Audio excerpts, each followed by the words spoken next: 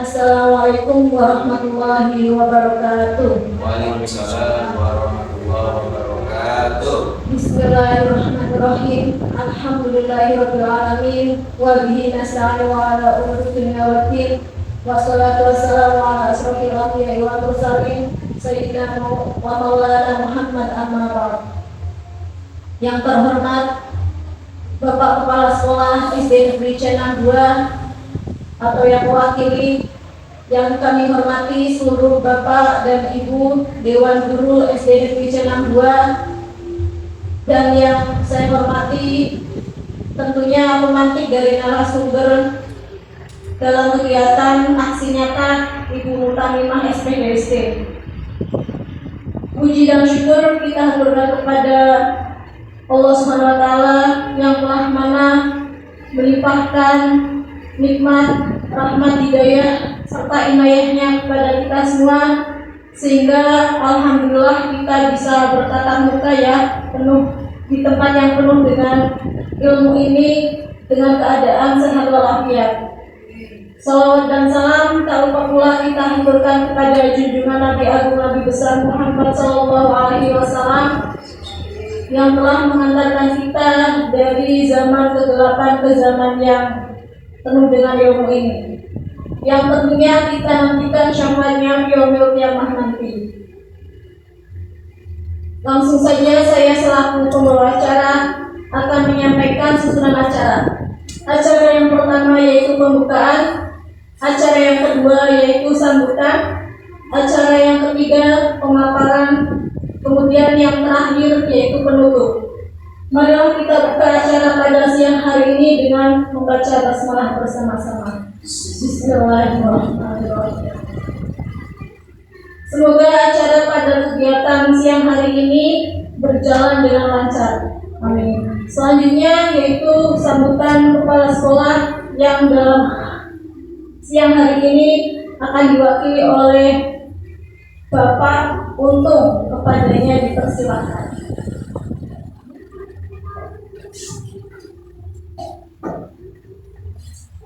Terima kasih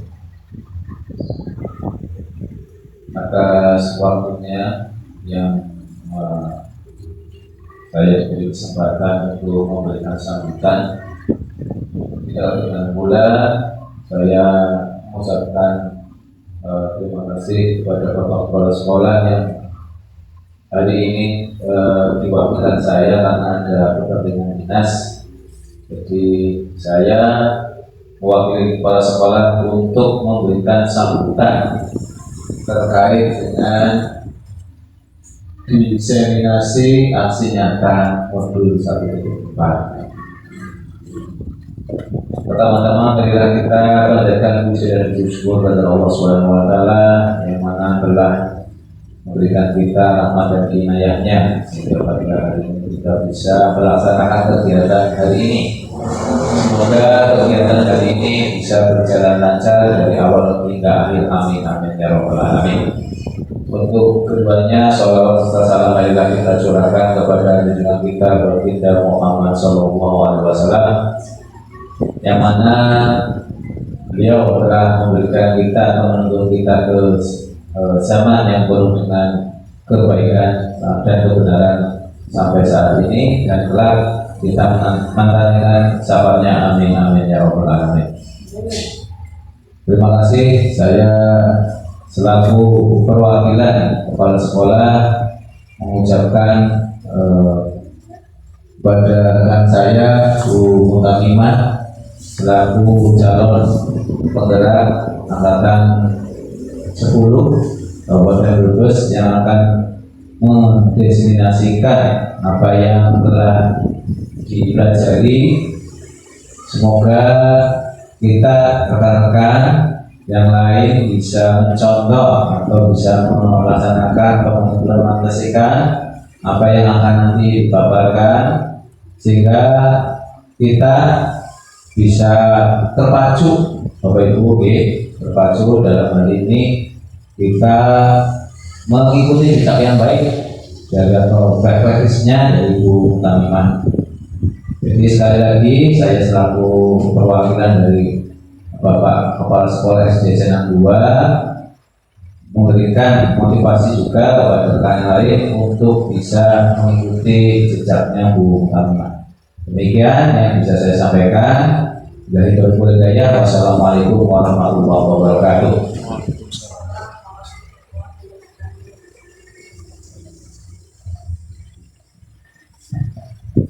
Terima kasih atas sambutannya. Memasuki acara selanjutnya yaitu pemaparan aksi nyata yang akan disampaikan oleh Ibu Mutarima SPDSD. Padanya kami persilakan. Izin untuk berdiri, dulu. Assalamualaikum warahmatullahi wabarakatuh. Bismillahirrahmanirrahim. Wa bihi nasta'in wa ala umuri dunya wa din. Sayyidina wa maulana Muhammadin wa ala alihi wa sahbihi ajma'in. Amma ba'du. Kepada yang terhormat Bapak Kepala Negeri Senang 2, kepada yang terhormat Bapak Ibu guru hebat SD Senang 2 beserta staf karyawannya yang berbahagia dan kami cintai. Pertama dan paling utama, marilah kita panjatkan puja yang tiada terhingga, puji yang tak terbagi dan syukur yang tiada terukur. Dengan rahmatnya alhamdulillah kita semua dapat berkumpul, meluangkan waktu kita untuk saling berbagi ilmu, saling share dalam dunia pendidikan.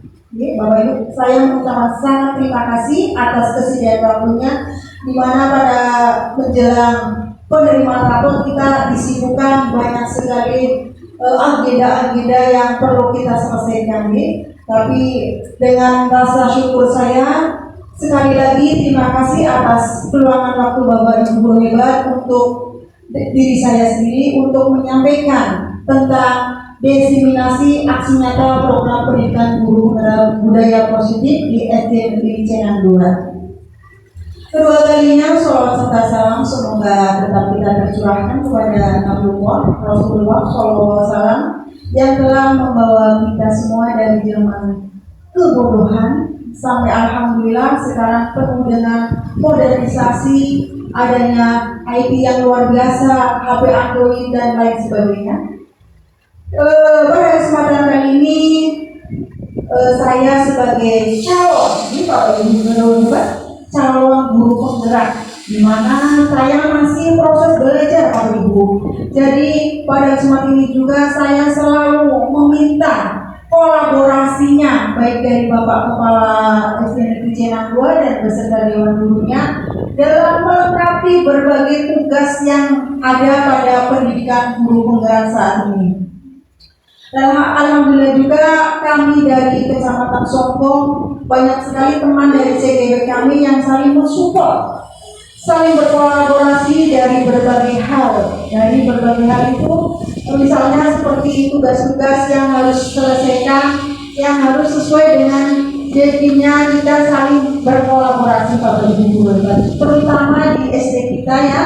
Saya sebagai calon guru penggerak pun sangat minta dukungan dan motivasi dari Bapak Ibu guru. Sebelum saya melaksanakan diseminasi ini, saya membuat rancangan Bapak Ibu, rancangan tindakan aksi nyata diseminasi pada modul 1.4 budaya positif.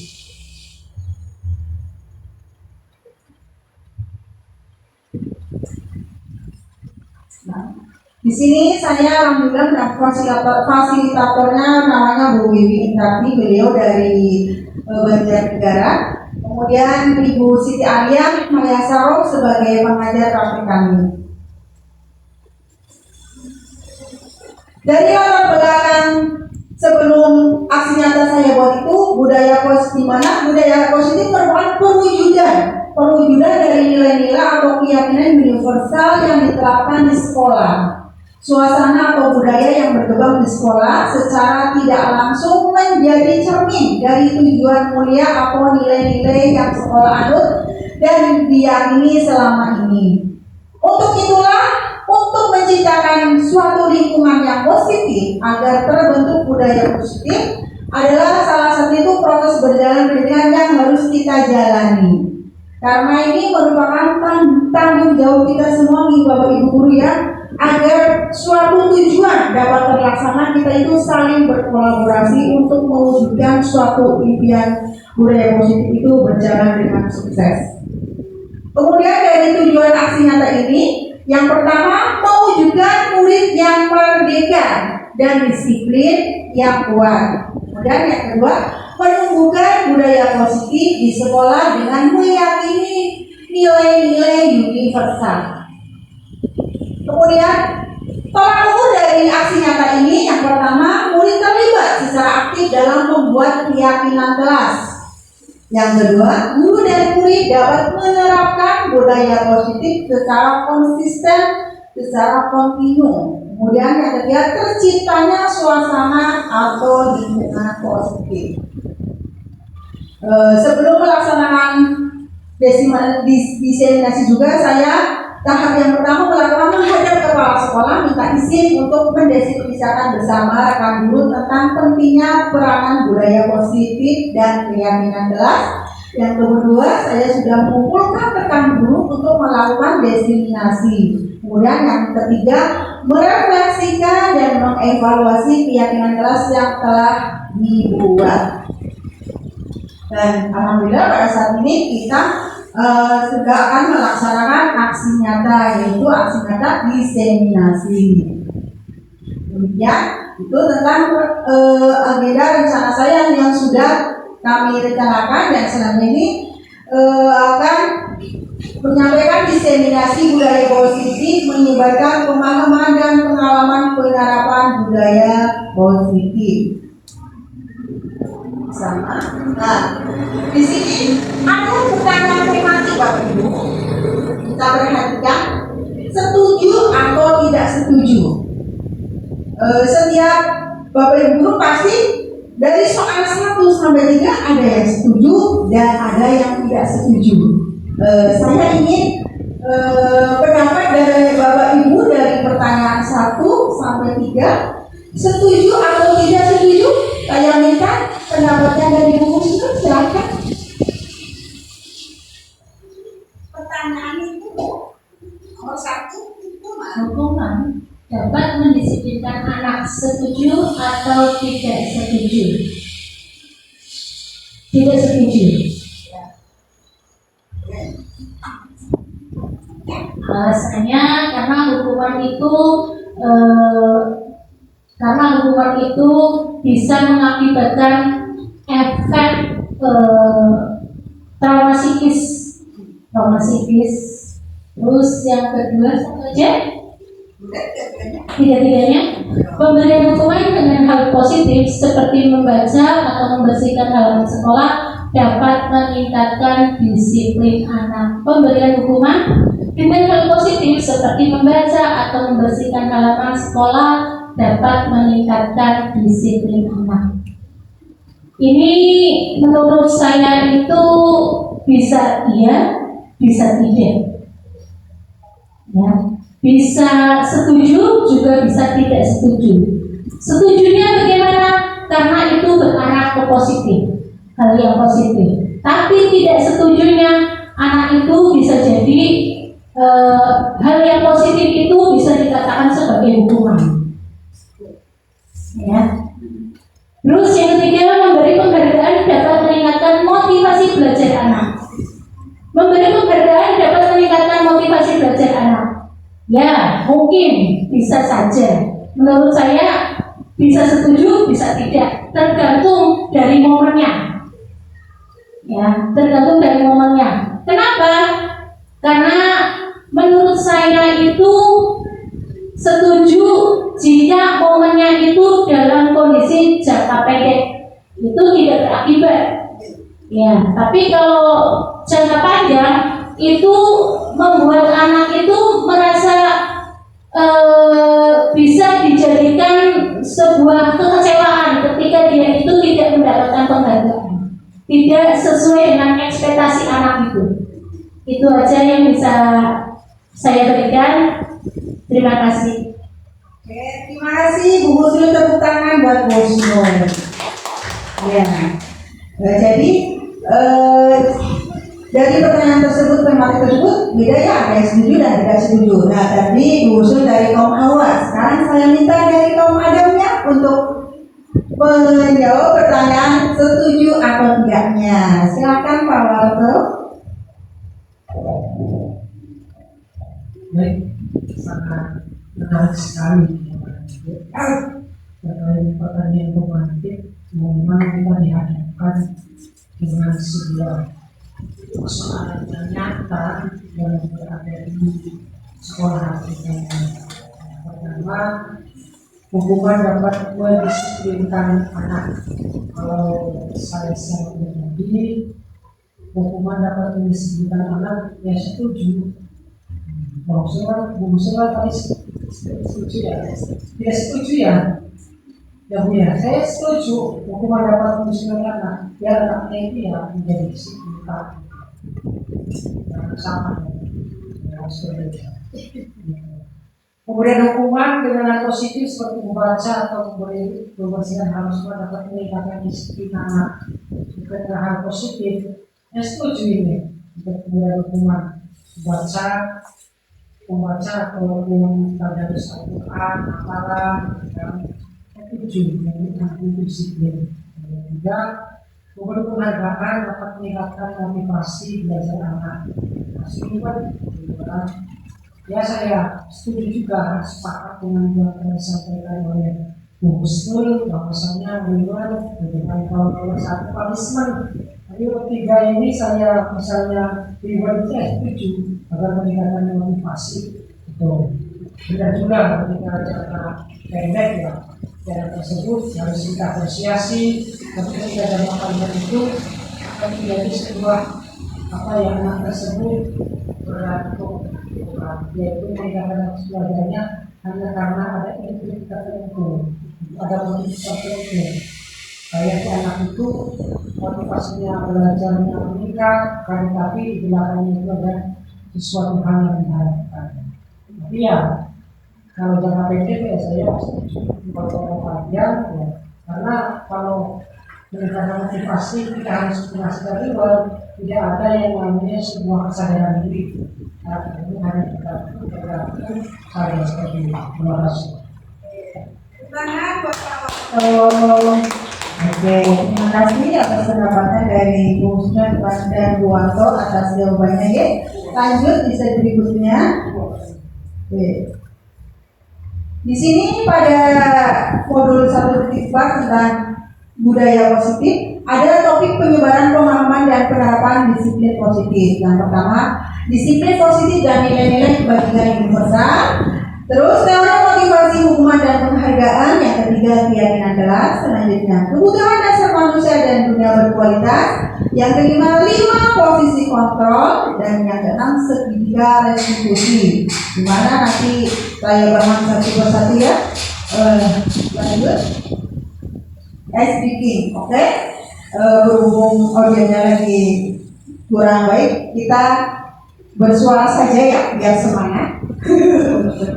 Nanti gini Pak, saya bersi buka mulut ketawa 1 kali, ha, buka mulut ketawa 2 kali, ha, ha, buka mulut ketawa 3 kali, ha, ha, buka mulut ketawa tanpa suara. Yang ini namanya siapa? Dengannya ngomong kumut gitu dong ya, biar gak ngantuk karena ini suasananya udah jam pukul 1 siang ya, kita pasti sudah hawanya gak karuan gitu. Yang ini namanya siapa? Yang itu namanya siapa? Desi Ratnasari. Bubur siap mengisi, Bapak Ibu guru siap menanti. Bumbu sudah cantik apa ganteng? Cantik. Iya, gitu deh. Yap. Semangat dong Ibu. Semangat dong. Meskipun kita udah siang ini, kita semangat dong. Kita sebagai Bapak Ibu guru hebat harus hebat sehebat anak didik kita nanti ya. Karena kita tujuan kita di sekolah kita minornya itu menyukseskan visi dan misi sekolah kita, dan mayornya kita memperluas pendidikan di Indonesia agar menjadi generasi emas yang mencerdaskan kehidupan bangsa. Siap nih Bapak Ibu? Ya nggak ngantuk. Iya. Yo, 3, 2, 1. Buka salah mereka. Buka mulut, ketawa 1 kali. Buka mulut, ketawa 2 kali. Buka mulut, ketawa 3 kali. Buka mulut, ketawa tanpa suara. Yang ini namanya siapa? Yang itu namanya siapa? Pungut siap mengisi materi diseminasi. Bapak guru ibu hebat. Siap nanti? Oke. Ya, itu sedikit saya seperti itu saja, nggak usah panjang lebar nih. Kita sudah menanti materi berikutnya lumayan padat merayap. Lanjut pada topik 1 yaitu disiplin positif dan nilai-nilai kebajikan universal. Yang pertama, nanti kita akan berpasang-pasangan Bapak Ibu, berpasang-pasangan, di mana ini ada mempraktikkan antara A dan B. Sudah saya siapkan kertas untuk nanti Bapak Ibu guru hebat menulis apa yang ingin dipertahankan dalam tulisan tersebut. Makanya nanti kita berpasang-pasangan. Terus yang kedua itu memegang kertas apa yang ada tulisannya dipertahankan agar si temannya pun merayu temannya agar mau membukanya. Tangan Ibu guru hebat? Oke, saya bagikan kertasnya dulu.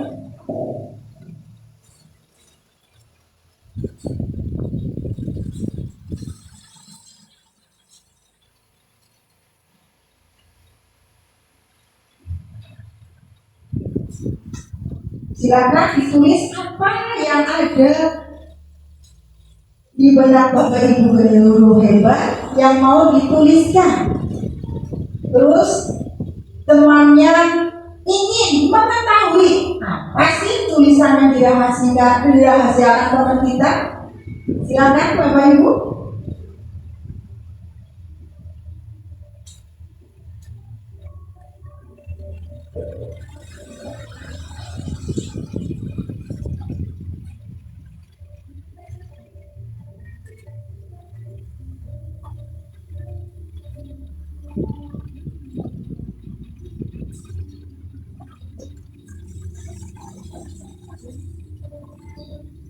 Ya, Bapak Ibu guru hebat. Terima kasih. Nah, sekarang dari kertas tersebut silakan diremas-remas, terus digenggam pada tangan Bapak Ibu semua. Digenggam. Terus nanti saya minta praktekkan ke depan untuk merayu temannya Bapak Ibu agar mau membuka kertas tersebut yang sudah diremas-remas. Isinya apa?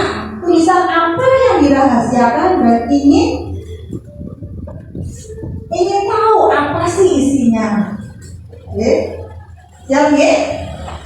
Saya minta coba Pak Guru untuk membahas bersama Bu Lela untuk maju ke depan.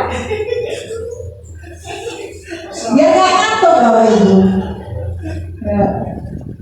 Ini yang menjadi kesepakatan yang menjadi A siapa, yang menjadi B siapa? Anda. So bilang sesuai kertas tulis benar atau sesuai yang sangat berharga untuk Anda, letakkan di salah satu tangan Anda dan genggam benda sesuatu tersebut dengan segala daya. Buatlah sebuah kepala.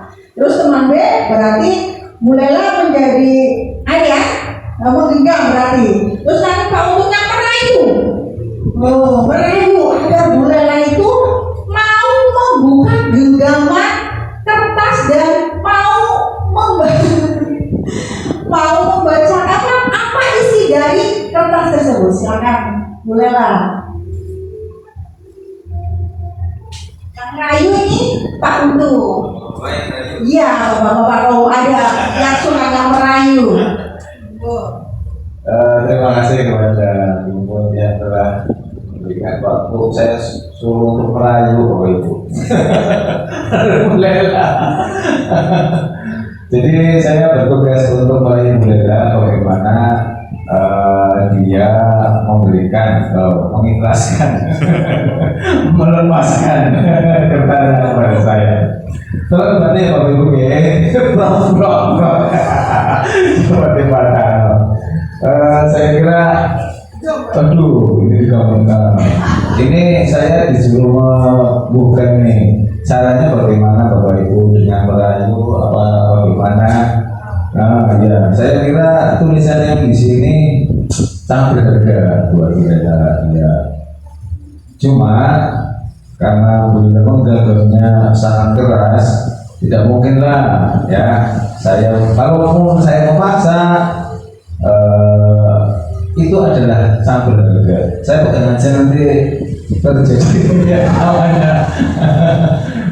Mungkin kayak gini aja, saya buka tanpa tangan, saya tebak saja Bapak Ibu ya, tebak bahwa yang ditulis di dalam mungkin ada sesuatu mungkin berkaitan dengan keluarga, betul atau tidak? Oh tidak, keluarga. Berhubungan dengan pekerjaan. Oh bisa jadi. Karena saya pegang ya.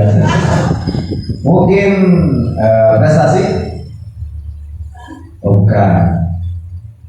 Pekerjaan iya bisa jadi. Berarti yang berhubungan pekerjaan. Mungkin tulisannya yang berhubungan dengan pekerjaan ya. Saya tebak aja mungkin kemarin jadi penting ya. Ya merasa mungkin ucapan syukur pada Tuhan. Apa? Ya benar salah? Salah. Oh salah berarti apa ini ya? Ini berhubungan pekerjaan tapi tidak berhubungan dengan yang lain. Jadi berhubungan pekerjaan saja. Mungkin ya yang tahu. Jadi saya sangat dalam mengganggu. Mungkin saya tidak bisa memaksa karena yang bisa memegang diri sendiri adalah beliau, karena beliau adalah yang akan mempertahankan. Mungkin saya gitu saja. Saya tidak bisa memaksakan karena beliau tidak bisa memberikan membuka. Apa Bu? Oh ya, tapi kita jangan aja buka. Apa itu? Apa? Gak apa-apa, gak apa-apa, kita buka. Oh iya, betul.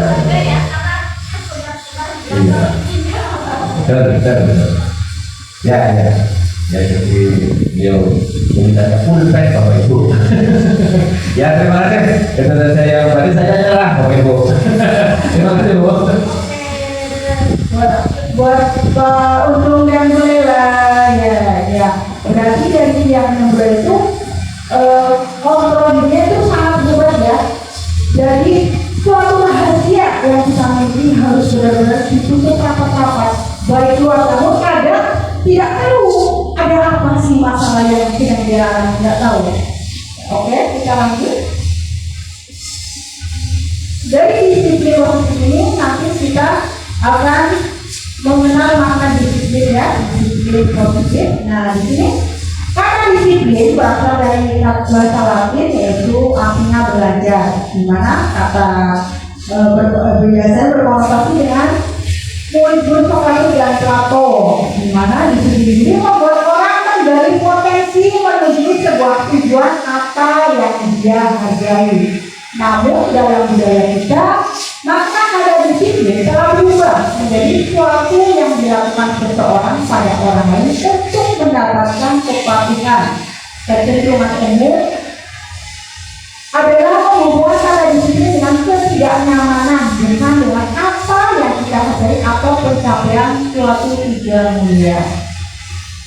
Di mana nilai-nilai kebajikan kali ini kita sudah apa ya, elemen profil pelajar Pancasila, yaitu yang pertama, elemen yang pertama beriman, bertakwa kepada Tuhan Yang Maha Esa dan berakhlak mulia. Kemudian yang kedua, mandiri, bernalar kritis, berkepentingan global, bergotong royong dan kreatif. Ini yang kita selalu menanamkan kepada peserta didik kita ya, profil pelajar Pancasila.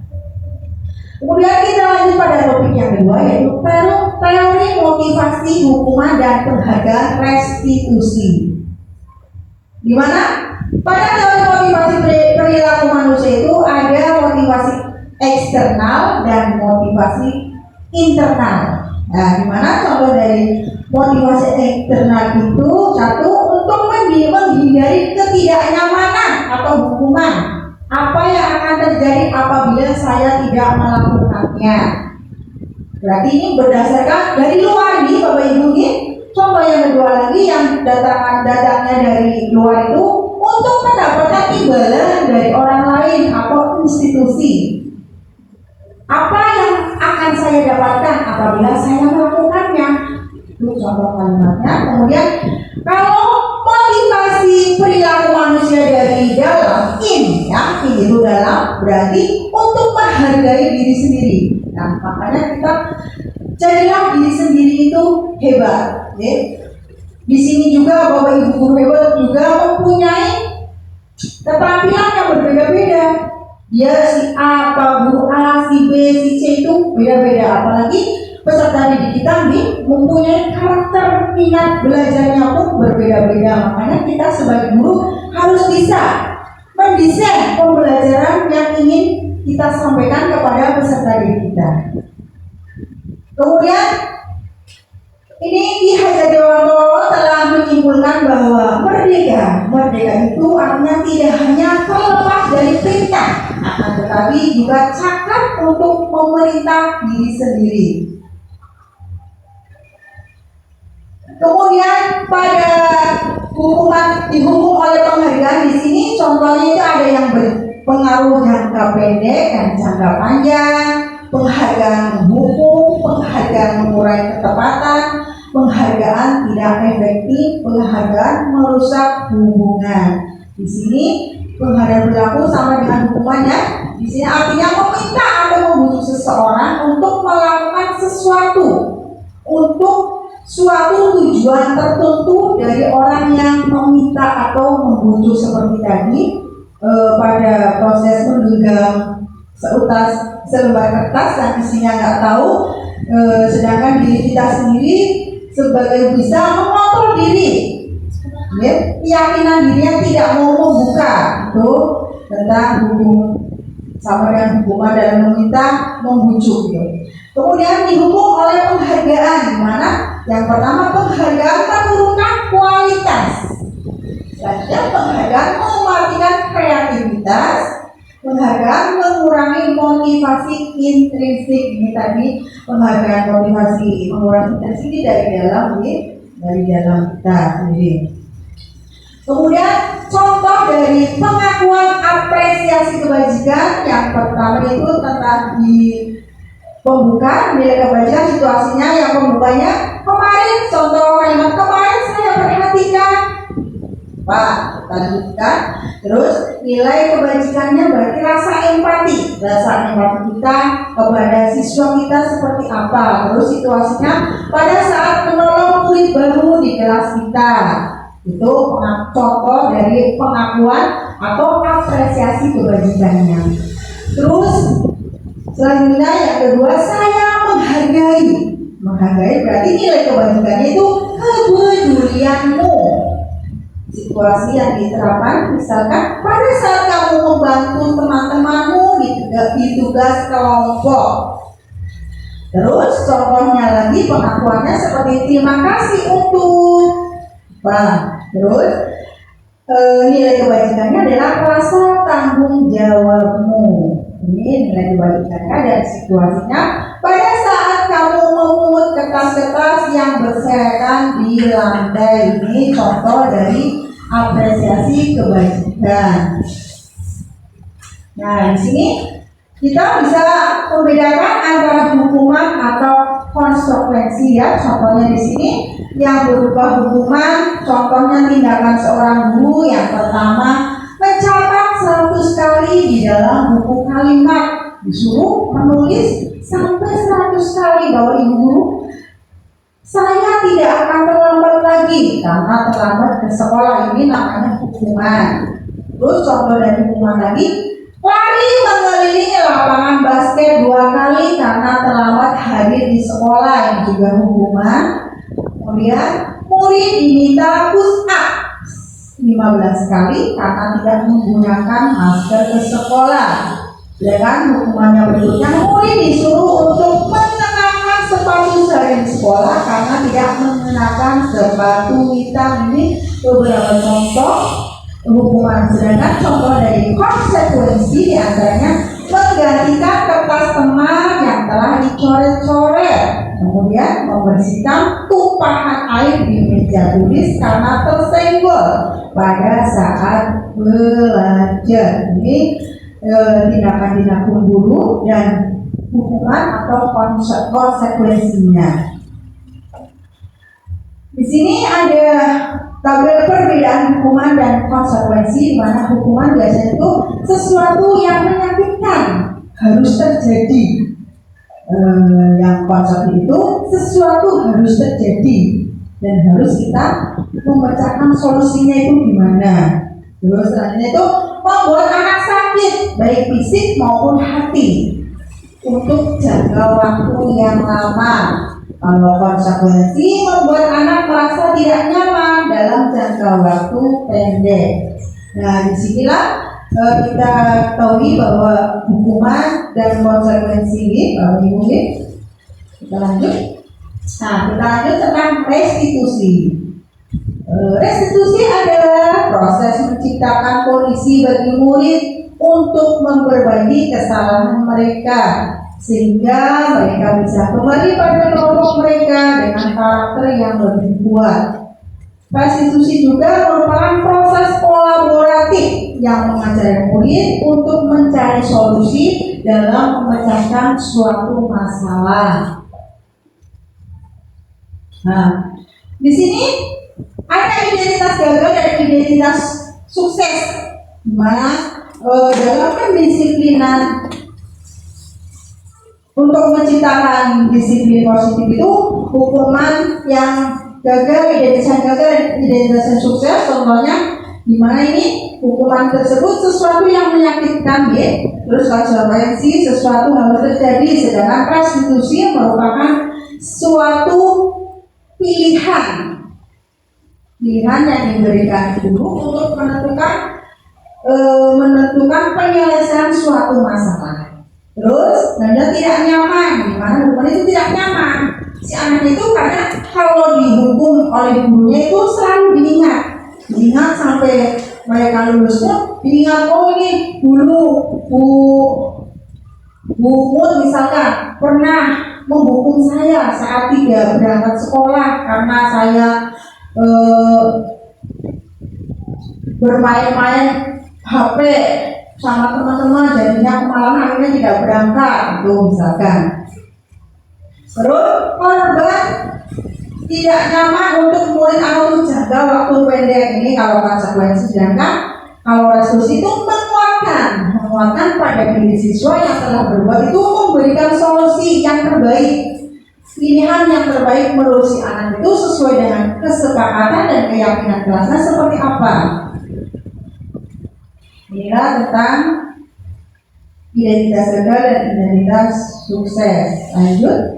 Di sini ada ciri-ciri restitusi, ada 9 Bapak Ibu. Di sini yang pertama, bukan untuk menebus kesalahan, namun untuk belajar dari kesalahan. Yang kedua, memperbaiki hukuman, tawaran, bukan paksaan. Restitusi menuntut untuk melihat ke dalam diri, di dalam diri anak itu atau orang itu, kenapa bisa terjadi. Terus yang kelima, restitusi mencari kebutuhan dasar yang mendasari tindakan. Yang keenam, restitusi diri adalah cara yang paling baik Selanjutnya, restitusi fokus pada karakter, bukan tindakan. Dan yang kedelapan, restitusi fokus pada solusi. Ini perlu digarisbawahi ya. Kenapa kok digarisbawahi? Karena menentukan solusi yang terbaik. Ya. Terus yang ke-9 adalah restitusi yang mengembalikan murid yang berbuat salah pada kelompoknya. Ini ciri-ciri dari restitusi. Ini sebenarnya saya punya video di Bapak Ibu ya. Gimana ya, mau diputar ya? Gampang nanti aja ya Bu ya. Gampang itu, karena durasinya lumayan lama. Kita lanjut di topik ketiga, keyakinan kelas. Juga sudah saya buat PPT-nya juga, keyakinan kelas. Ini saya buka.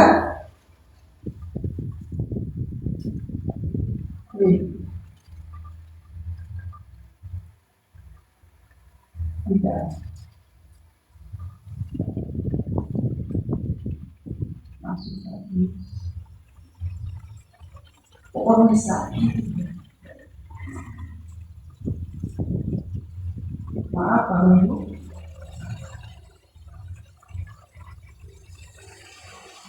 Saya jelaskan dulu aja tentang keyakinan kelas.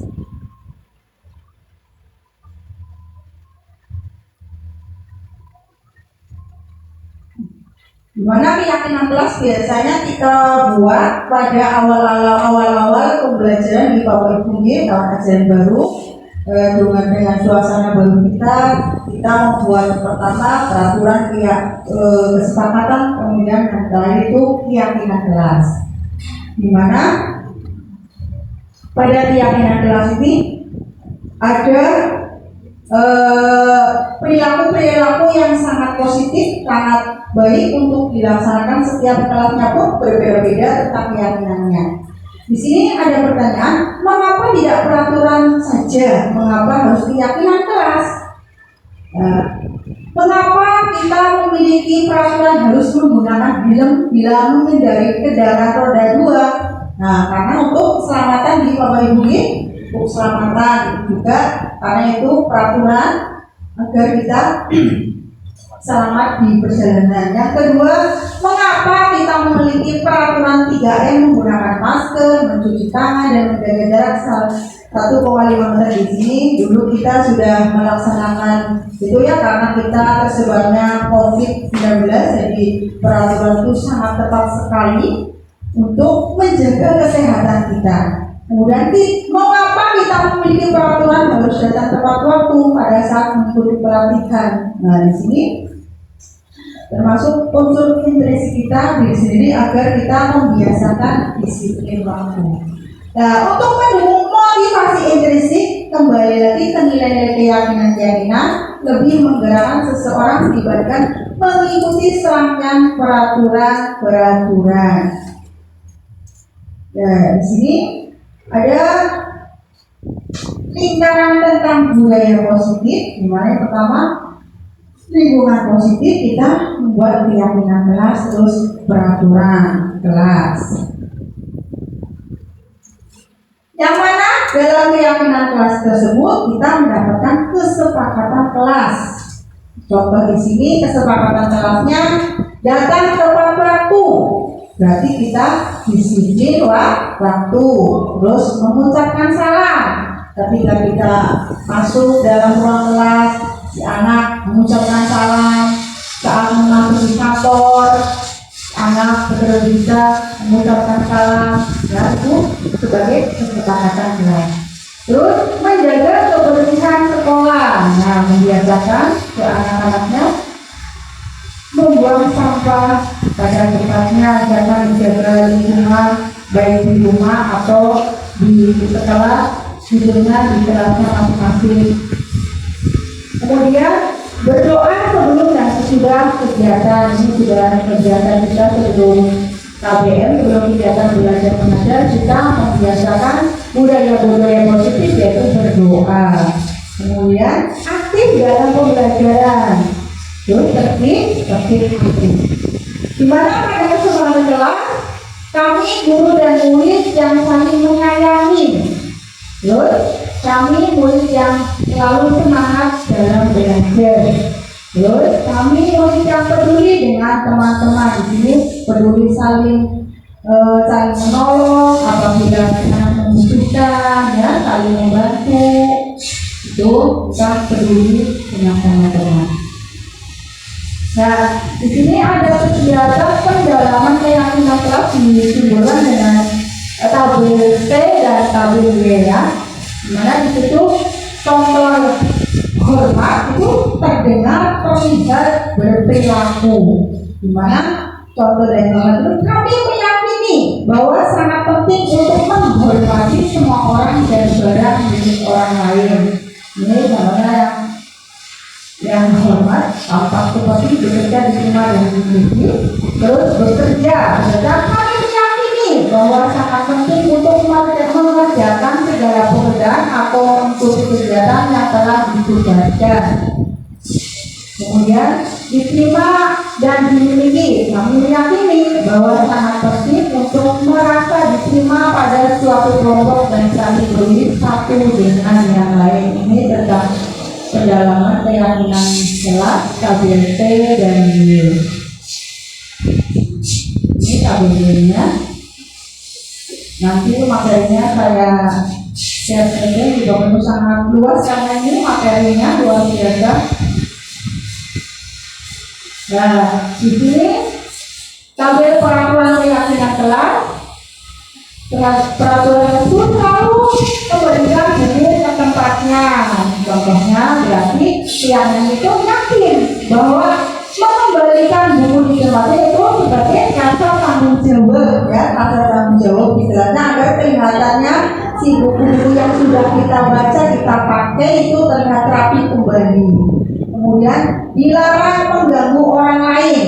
Jadi di sini dilarang menggunakan kata negatif, ya, sedangkan kalau keyakinan itu disiplin positif itu dengan menggunakan kata positif. Contohnya menghormati orang lain. Di sini mungkin kita dapat menjelaskan ke anak bisa menghormatinya saat anak menjawab suatu pertanyaan dari Pak Guru-gurunya, mendengarkan, tidak ikut ngobrol sendiri. Terus saat kita melaksanakan sholat, kita sholat zuhur berjamaah, sholat duha, menghormati. Nah, ini menghormati orang lain. Terus hadir di sekolah 15 menit sebelum pembelajaran dimulai, juga menghormati bapak ibu gurunya, ya. Terus berkomitmen, berjanji aku besok mau tepat waktu, tidak mau terlambat lagi. Ini hadir sebelum di sekolah sebelum 15 menit. Dilarang melakukan kekerasan. Di sini berarti keyakinan kelasnya menjaga keselamatan, ya. Terus dilarang menggunakan narkoba, berarti kita menjaga kesehatan. Terus bergantian atau menunggu giliran, di sini berarti ngantri atau bersabar. Gunakan masker dimanapun kita kalau mau dalam perjalanan, khususnya yang naik motor itu menggunakan masker biar menjaga kesehatan dan keselamatan kita. Terus jangan berlari di kelas atau koridor. Kita saat belajar biasanya anak-anak kadang ada yang mau ke toilet itu kadang membuat gaduh. Makanya ini kita bikin keyakinan kelas. Lanjut pada topik 4, kebutuhan dasar manusia dan dunia berkualitas. Di mana kebutuhan manusia itu, kebutuhan dasar itu ada 5. Yang pertama, bertahan hidup, kasih sayang dan rasa diterima, kesenangan, penguasaan dan kebebasan. Ini tentang kebutuhan dasar manusia ada 5. 5 kebutuhan dasar manusia. Seluruh tindakan manusia memiliki tujuan. Semua yang kita lakukan adalah usaha terbaik kita untuk mendapatkan apa yang kita inginkan.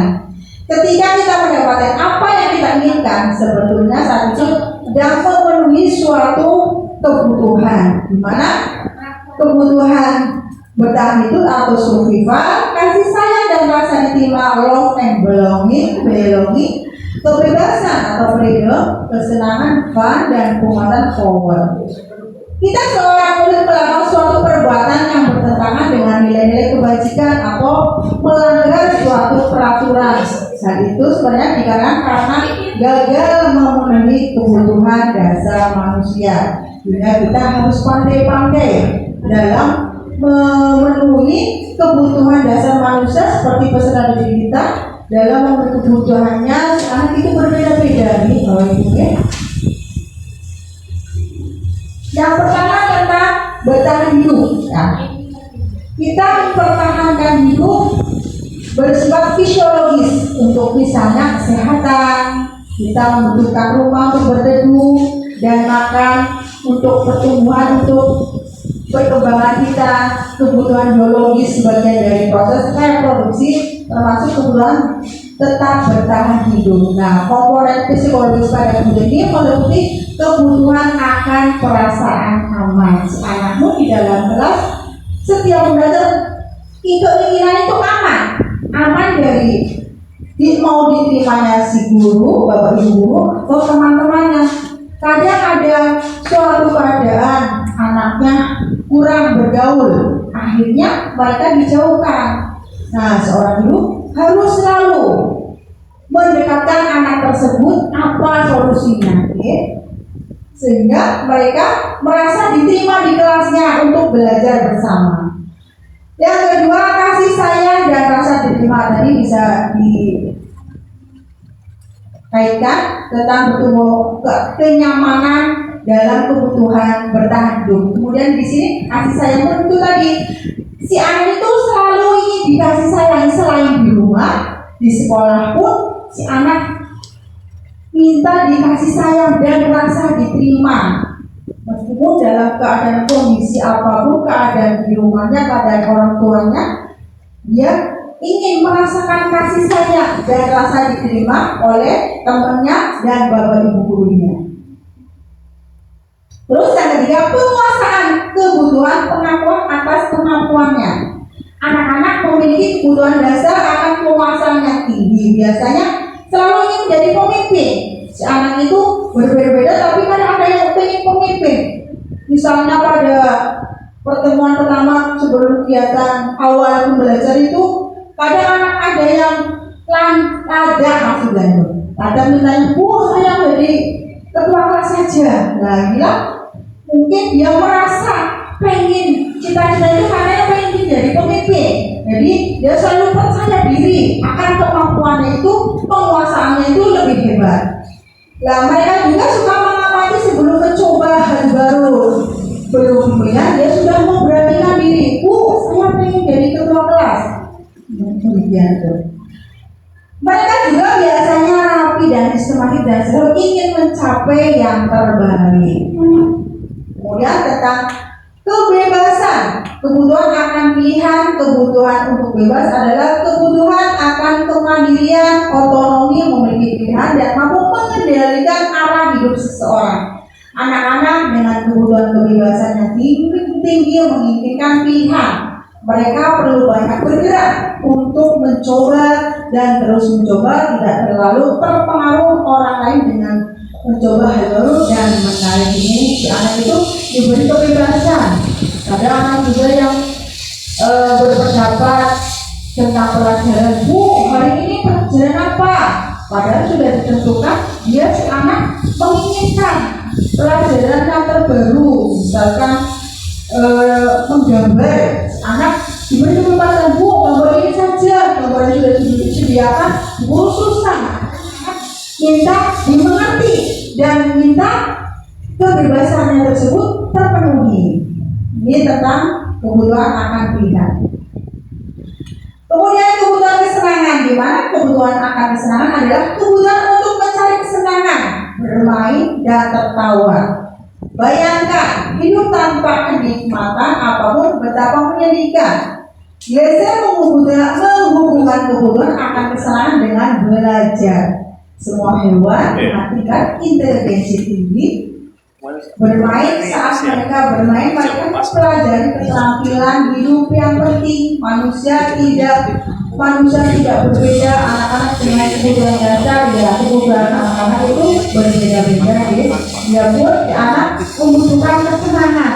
Bahkan mereka bertingkah kadang lucu, kita melihatnya pun ketawa sendiri. Ada tinggal anak, ada saja yang bikin kita sedang kalau melihat tingkah laku anak tersebut kita menjadi ketawa sendiri, jadi terlihat lucu. Kemudian topik yang kelima yaitu 5 posisi kontrol. Di sini pun saya punya video juga, tapi nanti di slide terakhir aja. Langsung di mana posisi kontrol tersebut di sini sebagai penghukum, pembuat rasa bersalah, teman, pemantau, dan manajer. Nah, di sini motivasi seorang guru untuk memenuhi 5 posisi kontrol tersebut, misalkan di sini guru berbuat sesuatu sebagai penghukum itu kadang menghardik, menunjuk-nunjuk, menyakiti atau menyindir, selalu menghukum, jadi penghukum. Terus kalimat-kalimat yang biasa Bapak guru yang jadi penghukum itu biasanya, kalau kamu tidak melakukannya, awas ya, rasakan.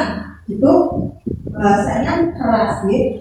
Terus hasilnya itu kalau penghukum memberontak, menyalahkan orang lain, bahkan berbohong. Di sini untuk jadi penghukum itu murid kadang berkata juga, si guru lupa, gurunya sudah mengucapkan, muridnya juga berkata, biarkan saja, nanti juga marah-marah lagi. Contoh kalimatnya seperti itu.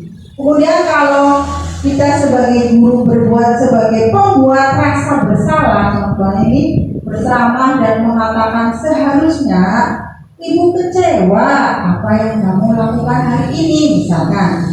Terus kamu seharusnya, kamu sudah tahu ya, ibu lelah sekali, mengatakannya ibu stres karena tingkah kalian yang seperti itu. Terus contoh guru yang berkata seperti itu. Kemudian pada posisi kontrol yang ketiga itu sebagai teman. Nah, gimana? Guru membuatkan alasan-alasan untuk murid, ya. Terus guru berkata, ayolah nak, lakukan ini demi ibu. Masa kamu tidak mau? Ingat tidak, ibu pernah bantu. Itu kata-katanya. Terus murid pun berkata, saya pikir bapak ibu teman saya, ternyata begitu. Nah, di sini dampaknya si murid pun menjadi lemah, tidak mandiri dan tergantung. Terus pada posisi kontrol berikutnya itu sebagai pemantau, di mana posisi kontrol pemantau itu menghitung dan mengukur. Guru berbuat menghitung dan mengukur. Di sini guru berkata, apa peraturannya? Peraturan apa yang sudah kita buat? Nah, peraturan apa saja sih yang ada di sekolah ini tentang pemantau? Terus hasilnya menyesuaikan diri bila diawasi. Kemudian murid meletakkan guru peraturan dan hukum di dunia berkualitas. Terus murid berkata, berapa banyak bintang yang saya harus peroleh, berapa halaman yang harus saya tulis. Ini kalau menjadi pemantau. Terus dampak untuk muridnya itu menitik beratkan pada sanksi atau hadiah untuk dirinya. Kemudian ini tentang posisi kontrol yang terakhir yaitu manajer, di mana mengajukan pertanyaan kepada murid. Di sini misalkan apa yang kita yakini, di kelas tersebut itu apa saja. Terus apa yang bisa kau kerjakan untuk memperbaiki masalah hari ini. Kemudian menguatkan pribadinya setelah berbuat salah, terus membuat keyakinan. Bapak Ibu juga memberikan solusinya agar menguatkan anak tersebut untuk hari berikutnya tidak mengulangi atas perbuatannya. Kemudian dampak dari posisi kontrol itu sangat bagus, yaitu mengevaluasi diri bagaimana cara memperbaikinya untuk kedepannya lebih baik. Nah, di sini ada tugas pernyataan. Di sini misalkan saya kecewa sekali dengan kamu, ini kecewa sekali. Membuat orang yang merasa bersalah ini, posisi kontrolnya itu membuat merasa bersalah. Kata-katanya, pernyataannya itu, saya kecewa sekali dengan kamu. Kemudian posisi contoh dari penghukum, kamu tidak pernah benar melakukannya. Terus contoh pernyataan sebagai teman, ayolah lakukan demi ibu bapak. Nah, itu contohnya. Terus kalau sebagai pemantau, apakah kamu mau mendapatkan stiker bintang hari ini? Sebagai pemantau. Terus kalau manajer, bagaimana kamu bisa menyelesaikan masalah ini? Terus ketika kamu selalu yang paling terakhir. Nah, ini sebagai penghukum. Nah, dari kelima posisi kontrol tersebut, yang paling tepat itu adalah posisi manajer. Itu sangat baik sekali untuk kita terapkan nanti di Pak Ibu untuk menyelesaikan suatu masalah. Kemudian ini lanjut saja. Segitiga restitusi, nanti ini juga saya punya video, nanti pemutaran terakhir saja untuk kita lanjut untuk berikutnya. Di sini pada segitiga restitusi itu ada 3 tahapan nih Pak Ibu. Yang pertama, menstabilkan identitas, ya. Kemudian menanyakan validasi kebutuhan, kemudian menanyakan keyakinan. Di sini menstabilkan identitas, misalnya si anak itu berbuat salah, terus kita panggil. Setiap orang pasti pernah melakukan kesalahan, ya. Di sini sebagai guru pun tidak menyalahkan si anak, di mana seseorang pun pasti melakukan suatu kesalahan. Tiada orang itu merasa benar sendiri. Nah, tidak ada manusia yang sempurna, gitu, Bapak Ibu. Kemudian setiap orang yang berbuat salah itu, seseorang yang berbuat itu tentu punya alasan mengapa kamu itu melakukan kesalahan tersebut, pasti ada. Terus setelah menanyakan kesalahannya, ada caranya untuk menyelesaikan alasan anak tersebut bisa melakukan kesalahan. Setelah itu meyakinkan keyakinan, menyampaikan keyakinan tersebut. Tadi pada pertemuan pertama kita memasuki itu, kita sudah membuat suatu keyakinan keras yang disepakati bersama antara siswa dan guru. Dan di sini contoh dari menstabilkan identitas itu, guru berkata, berbuat salah itu hal yang manusiawi. Tidak ada manusia yang sempurna.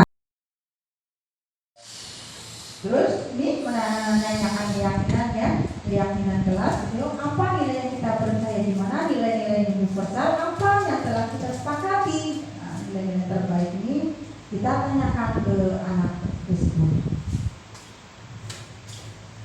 Nah, refleksi dari paparan saya ini, yang pertama, hal baru apa yang mengubah paradigma saya yang saya dapatkan. Nah, di sini kita simpulkan dari paparan saya itu tadi ada 6 topik yang harus kita laksanakan, yang memahami dari diseminasi budaya positif untuk menciptakan lingkungan yang positif. Kemudian yang kedua, perasaan apa yang muncul selama mengikuti sesi ini, khususnya menerima disiplin dan motivasi intrinsik ini, merasa kita lebih paham, ya, lebih tahu, oh materinya seperti itu. Saya merasa senang. Ini kita mendapatkan ilmu yang bermanfaat dan semoga kita dapat menerapkannya dalam kehidupan sehari-hari ini, Bapak Ibu, khususnya untuk kemajuan, untuk membudayakan budaya positif di SD Negeri Cialang 2. Terus yang ketiga, peran aku seperti apakah yang saya telah lakukan selama mengikuti modul ini. Nah, ya saya ingin jadi yang terbaik dan terbaik. Ini Bapak Ibu, terima kasih. Demikian paparan saya, kurang lebihnya mohon maaf. Apabila ada kekurangannya juga saya hanya manusia biasa. Kesempurnaannya adalah milik Allah. Dan saya akhiri dulu. Wassalamualaikum warahmatullahi wabarakatuh. Waalaikumsalam warahmatullahi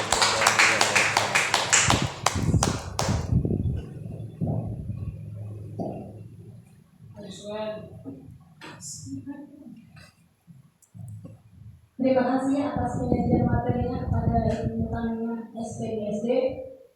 Tentunya dari pemaparan tersebut kita bisa menyimpulkan ya sedikit bahwa mengenai tujuan dari diadakannya aksi nyata ini ya supaya kita menciptakan lingkungan dan budaya sekolahan yang lebih baik lagi, yang positif, lebih bisa menjadikan sekolah lebih maju.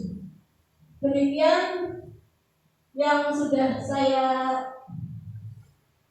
sampaikan dari awal kegiatan sampai akhir ini. Saya sebagai pembawa acara mohon undur diri, menutup dengan bacaan hamdalah bersama-sama. Alhamdulillahirabbil alamin. Wassalamualaikum warahmatullahi wabarakatuh.